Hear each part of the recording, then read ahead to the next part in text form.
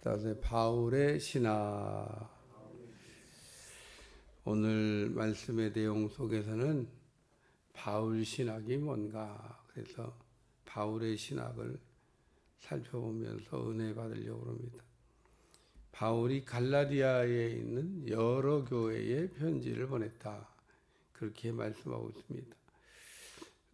여기에도 우리가 그냥 슬쩍 넘어가면 그냥 슬쩍 넘어간 줄 알지만, 갈라디아 교회의 서를 읽으면서 발생된 문제가 갈라디아 어떤 한 교회에 국한돼 있어서 어떤 한 교회가 문제가 발생한 게 아니라 갈라디아 지방에는 모든 교회가 공통적으로 지금 이런 갈라디아서에 나오는 문제를 가지고 그 어려움을 겪고 있었다, 그런 얘기입니다.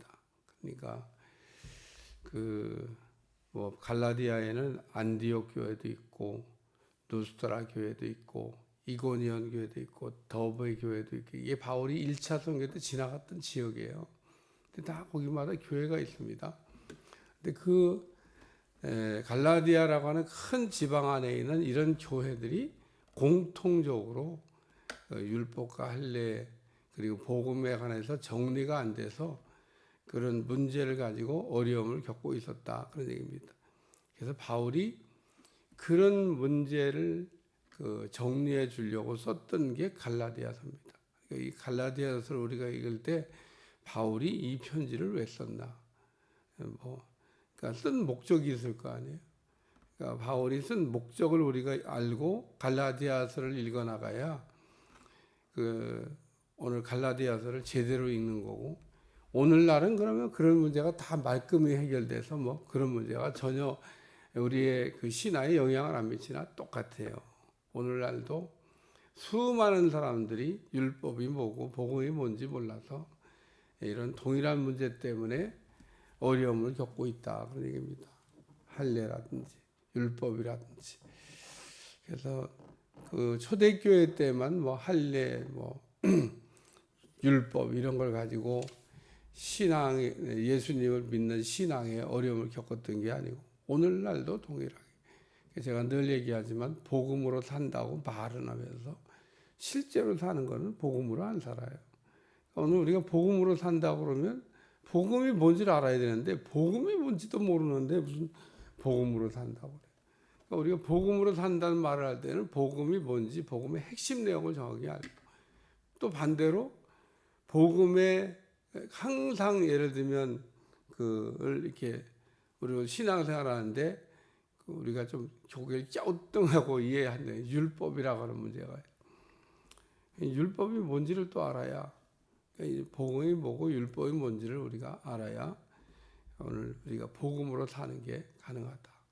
제가 서론에 얘기했지만 바울은 갈라디아서에서 율법이 뭐냐, 율법은 몽학 선생이다. 율법이, 그러니까 몽학 선생이라는 얘기는 율법이 필요 없다고 생각했던, 예를 들면 초대교회 무율법주의가 있었어요. 그렇게 해서 무율법주의의 이단의 교주가 된 사람이 초대교회 7집사 중에 하나였던 니골라가, 무율법주의입니다. 은혜 시대에 무슨 율법이 뭐가 필요하냐.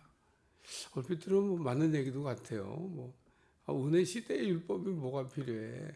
구원받았는데 율법이 뭐가 필요해. 우리는 죄 안 져. 죄 짓지 않고 우리는 사는 거야. 오늘날도 똑같이 그런 이단들이 있어서, 요즘은 이단 교파 얘기하고 실명 검명하면 때리다가 막 고소하고 덤비니까, 하여튼 여러분들이 다 오늘날도 여전히 그런 이단들이 득세하고, 멀쩡해 보이는 교단에서도 또 그런 것도 하고 있고, 그러니까 이단이라고 정죄하죠. 우리가 이단이라고 정죄하는 건 참 조심해야 되지만, 아닌 거는 아닌 거고 맞는 건 맞는 거지. 그래서 오늘 여기 바울이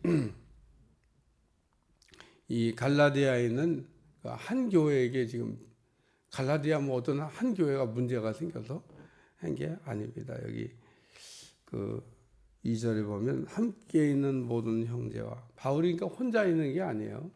바울은 혼자 있지 않았습니다. 디모데도 있고 누가도 있고 뭐 바나바도 있고 또 마가도 있고 뭐 같이 이렇게 동역하는 사람들이 많았어요.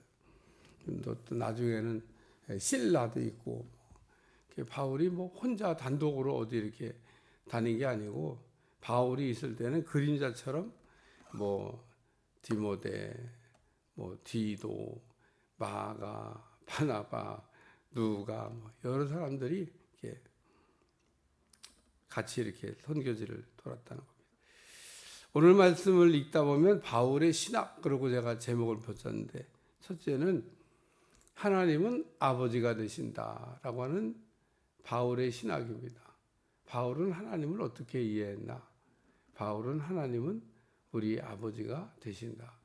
이게 우리가 오늘날 읽을 때는 뭐 아무것도 아닌 거고 그냥 자연스럽게 그래 뭐 하나님 우리 아버지지 이렇게 받아들여지는 어떤 단어고 그렇게 우리가 친근감 있게 받아들이는 내용이지만 율법 시대를 살고 있는 율법으로 살고 있는 사람들이 하나님을 아버지라 부를 수 있냐?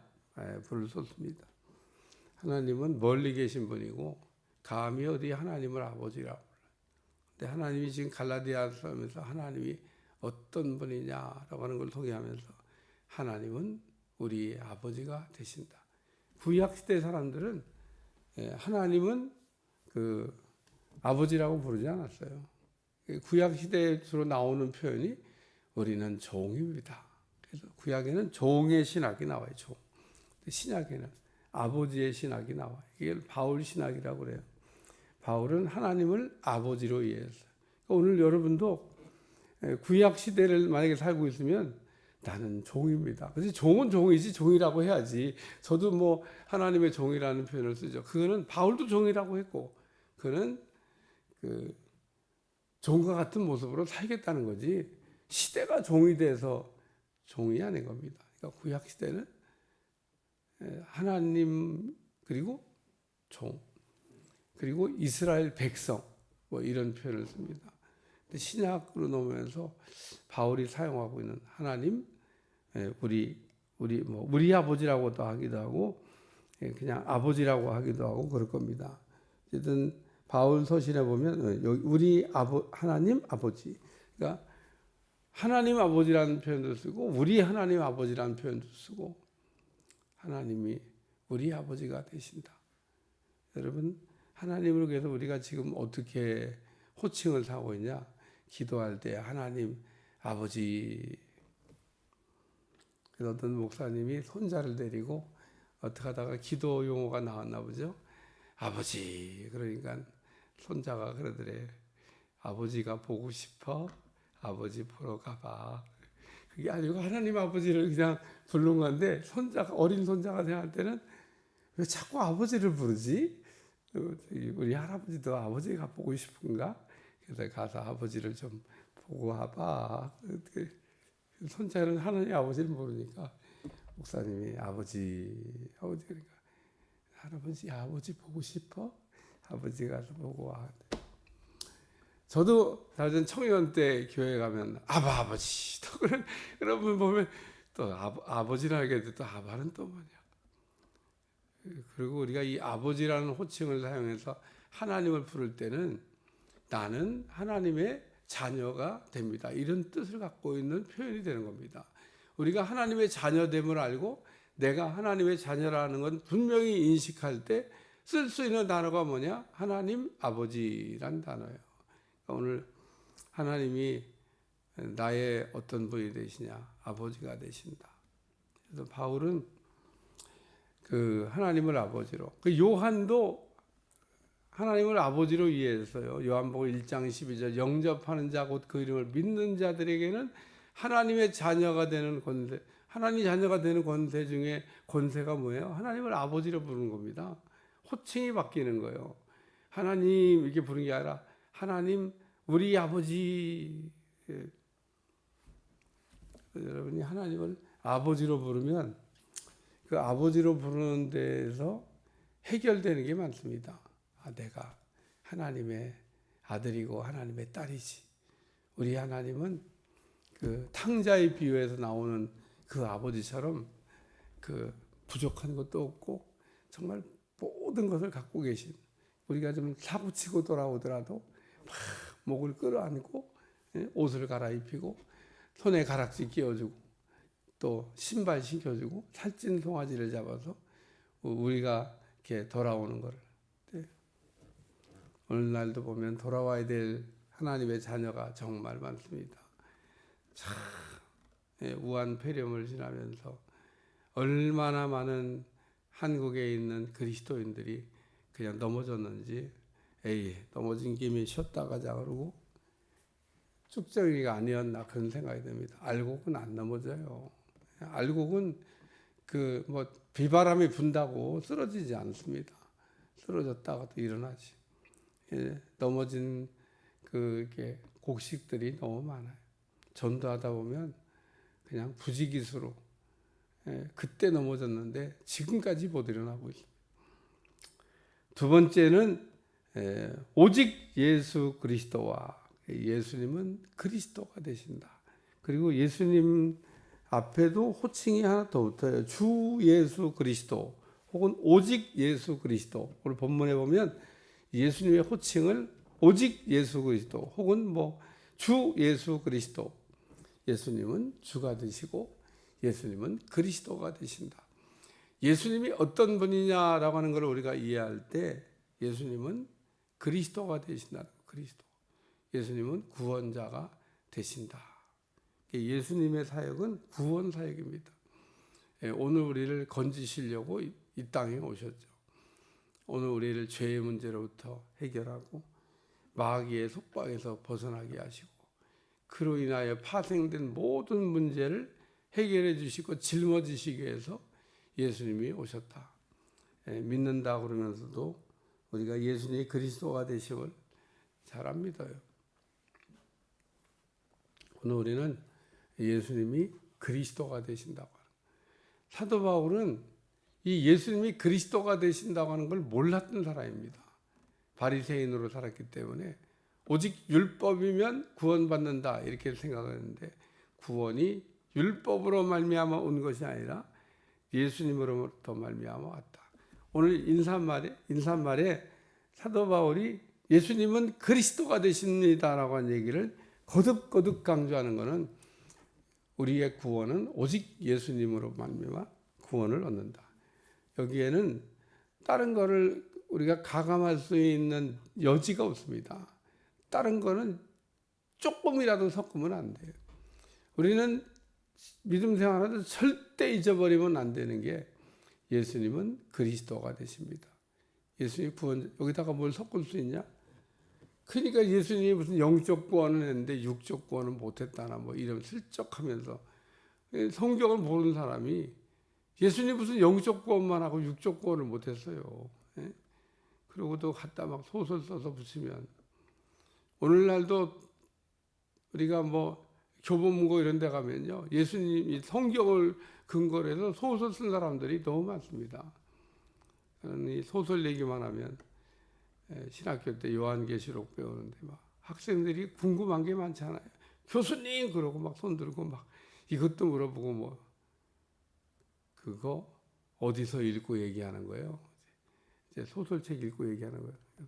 교수님이 단칼에 소설이에요, 소설. 그건 성경이 아닙니다.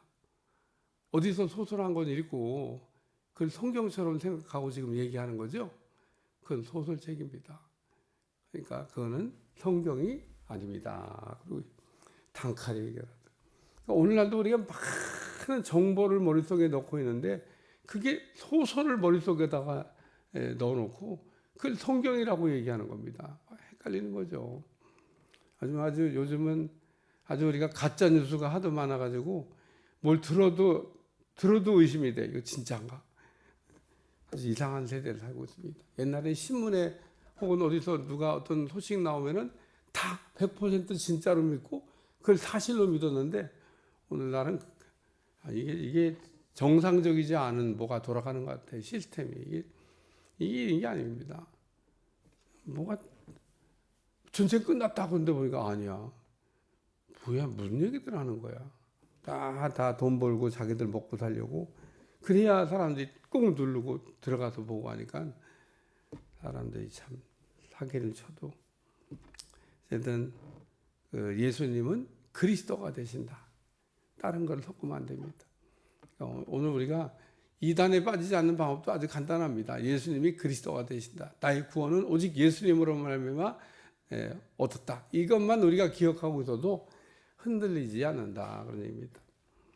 세 번째는 바울이 이 편지를 쓰면서 은혜와 평강이 있기를 원한다. 그러고 얘기했는데 이 은혜라고 하는 단어와 평강이라는 단어가 은혜라고 하는 단어는 헬라식 인사법이고 평강이라는 단어는 히브리식 인사법이에요. 그러니까 바울이 히브리식으로 예를 들면 인사를 했으면 은혜와 주 예수 그리스도로부터 평강이 있기를 원한다. 이렇게 써야 되는 거예요.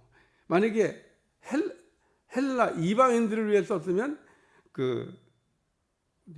주 예수 그리스도에부터 은혜가 있을지어다 이렇게 써야 되는 겁니다. 그런데 바울이 두 개를 합성어처럼 쓰고 있다는 겁니다. 거의 모든 서신에 공통적으로 바울이 은혜와 평강이 있을지어다 이러고 합성어를 썼어요. 그러니까 바울은 갈라디아니까 이게 이방 지역이잖아요. 그러니까 이방 지역이니까 이방인 사람들에게. 근데 거기도 또 헬라 사람의 히브리 인사법도. 히브리 사람들은 샬롬 이런다니까요. 샬롬. 샬롬. 그게 평강이라는 뜻이야. 안녕하세요. 우리나라 인사하고 똑같습니다. 어떻게 지역이 다른데 인사법이 똑같은지 그거 신기해요. 우리나라 인사법도 샬롬입니다. 샬롬. 우리가 유대민족도 아닌데요. 어떻게 샬롬. 옛날에 식사하셨습니까? 이러면서 우리 인사법이 아니에요. 우리가 배워본 시절에 그런 인사를 쓴 적이지만 그런 인사는 아니에요. 우리는 안녕하십니까? 그리고 우리 손자도 전화했는데 끊어요. 그러길래 무슨 끊어요냐 이러면 안녕히 계세요 이렇게 인사해야지. 그러고 가르쳤는데 끊어요. 그러고 뭘 끊어? 이러면 안녕히 계세요 그래야지. 라고 가르쳤는데 우리의 인사법은 안녕히 계세요. 샬롬이란 그게 샬롬이에요. 샬롬. 그게 평강이 있을지어다. 샬롬. 근데 헬라 사람들은 은혜가 있을지어다. 그러고 인사해요. 그러니까 바울이 이방인의 사도가 됐기 때문에 또 이방인의 사도가 됐지만 유대인이기 때문에 이런 합성어적인 단어를 사용해서 우리의 구원은 그래서 차별이 없습니다.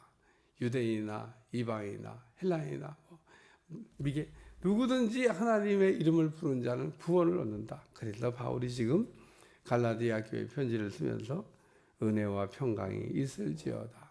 간혹 긍휼이라는 단어가 인사법에 더 첨가되는 경우가 있습니다. 가끔.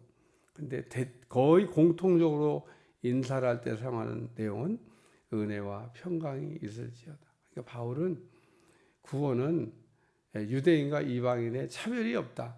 이거를 믿었던 사람입니다. 오늘날도 구원이 오늘 유대인에게만 구원은 오직 우리에게만 있다고 이야기하는 그게 이단이에요. 그게 이단. 저들만 구원받는다 그래서 저들만 14만 4천을 들먹거려가면서 저들만 그 숫자 벌써 14만 4천 숫자가 다 찼겠네. 사람들을 아주 흥분하게 만들고 사기치게 만들어도 성경에 있는 얘기를 갖고 사람들이 무식하고 모르니까 사기를 치는 겁니다. 사기를. 자리가 이제 몇 자리 안 남았다나 그러면서 또 더 사기치는 겁니다. 그러니까 애기 들쳐오고 애기 손목 잡고 나가서 해야 내가 더 좋은 자리를 얻지 나는 들어가지 그런 생각에 막 전도의 열정을 가졌는데 진짜 예수님을 믿고 있는 열정이 아니에요. 얼마나 사람을 이상하게 만들어서 이상하게 가는 거죠. 근데 왜? 우리는 또 제대로 믿는데 왜 그러면 열정이 없어요? 그것도 신기한 거예요. 잘못된 데 빠진 사람은 애기를 등에 얹히고 애기를 걸려가면서도 전도지 들고 다니는데 우리는 거꾸로 또 그런 복음의 열정이 없다는 겁니다. 그러니까 우리는 마귀에게 속아갖고 끌려다니는 사람이 아니라 성령에 사로잡혀 갖고 우리가 끌려다니는 사람들인데 우리가 그 사람들보다 더 복음의 열정을 가지고 때를 얻든지 못 얻든지 예수님을 믿지 않거나 믿다가 낙심한 사람 보면 불쌍히 여기는 마음으로, 여러분 불쌍하지 않습니까? 지옥 갖고 생각하면 어제도 그 사람들을 만나 대화하다가 50대 된 분인데 병원에 들어가서 멀쩡히 그 치료받으러 들어갔다가 치료받고 나오고 기어 들어갔다가 그냥 응급처치가 안 돼가지고 그냥 돌아가셔서 장례를 치르게 되는데 목사님이 난감해 하더라고요. 젊은 분이 병원에 고치러 들어갔는데 병원에서 못 고쳐줘가지고 그냥 사망에 이르러서 식구들이 다 울고 있는데 참 난감하더라고. 그러니 우리의 인생을 아무도 모릅니다. 여러분, 그러니까 우리는 정말 조급한 마음으로 뭐 멀쩡하게 지금 잘 살고 있으니까 뭐 더 살겠지, 더 살지 안 살지 어떻게 알아요? 오늘 인생이 마감될지 어떻게 알아요? 아무도 몰라. 그러니까 여러분 늦기 전에 열심히 복음을 전해서 확실하게 예수님을 믿고 구원의 확신 가운데 살다가 이제 죽어도 천국 간다고 하는 확신 가운데 살아가시기를 축원합니다. 오늘 바울의 신학은 하나님은 아버지가 되시고 예수님은 그리스도가 되시고 복음은 차별이 없다. 이 얘기를 지금 하고 있는 거예요. 기도하겠습니다. 하나님, 오늘도